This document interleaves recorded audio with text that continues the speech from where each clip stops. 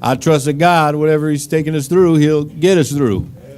Amen. So I'm going to just leave it in bloom. What's that? Do you want to testify, Sister Dolores? You going to testify? They saying you're going to testify?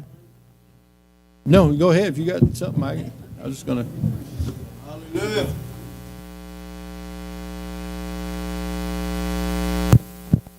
It really has been too long since I've given God any kind of glory, whether here or at home, or, you know, he's always on my mind, you know, and so I don't want to say that he's not, but I just quit sharing the love and the mercy and the grace of God.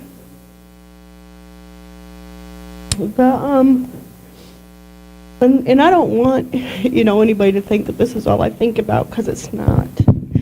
But the death of my husband took such a toll on me. I mean, it just because I was so blindsided.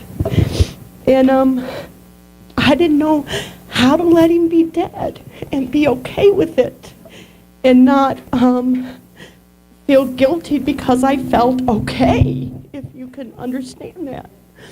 Because I just felt like that if I wasn't sad and hurt and angry, then I wasn't honoring him.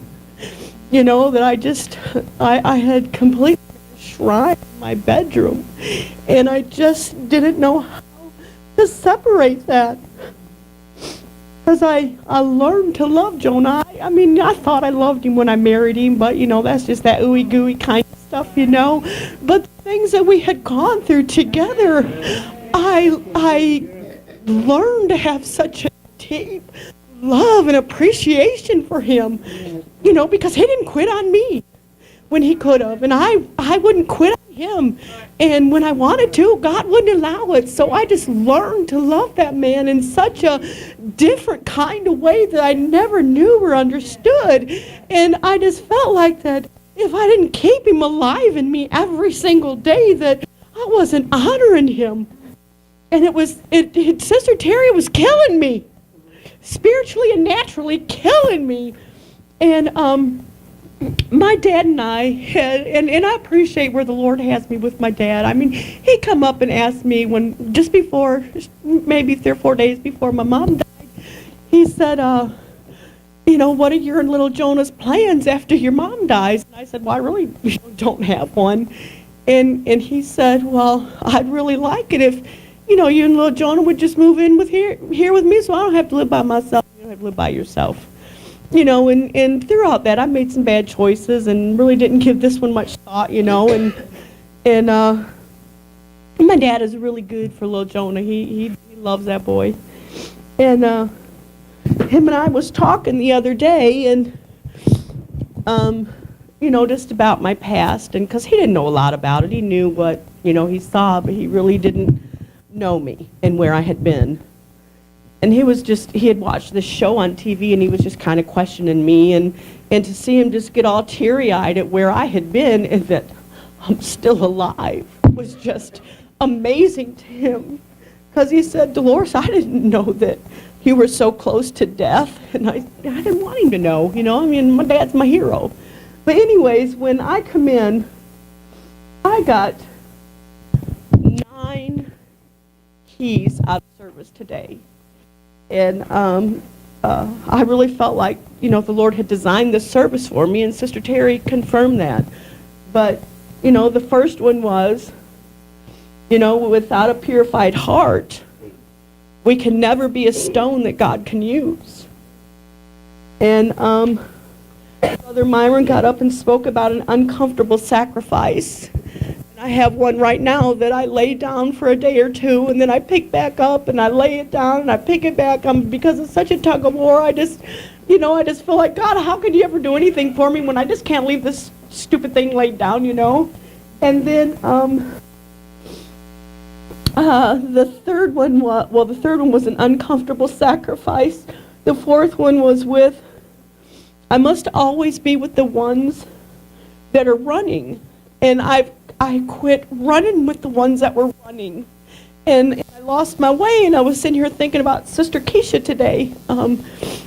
Brother Myron's sister Keisha, when I was coming home from the car wash, and I was thinking, man, that girl's always happy. Always laughing, always playing, always giggling, she's just always happy. You know, and I remember I was like that. I quit being happy when I quit running with the people of God. And God's shown me all these things. And today, I believe I'm okay with my husband being dead.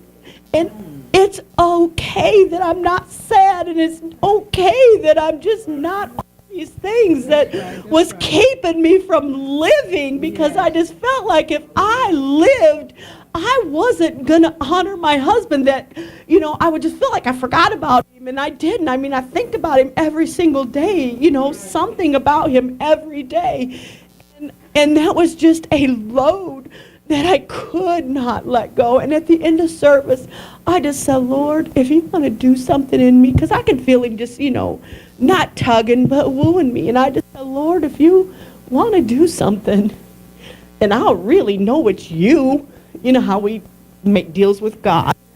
I said, I'll really know it's you if Brother Adams calls me out, because Brother Adams doesn't call nobody out. And so, you know, I'm just in here waiting, and pretty soon here comes Sister Terry. You know, I got a lot out of the service today, but I really feel like this one was designed just for you. I said, okay, Lord, what do you want to do? And she said, you have to let the past be gone, because it's killing you. And I believe that God took that thing that seems so impossible to me, because it was so impossible for me to just say, okay, Joni, you're dead, and I have to be okay with it, because I'm not okay. Come on.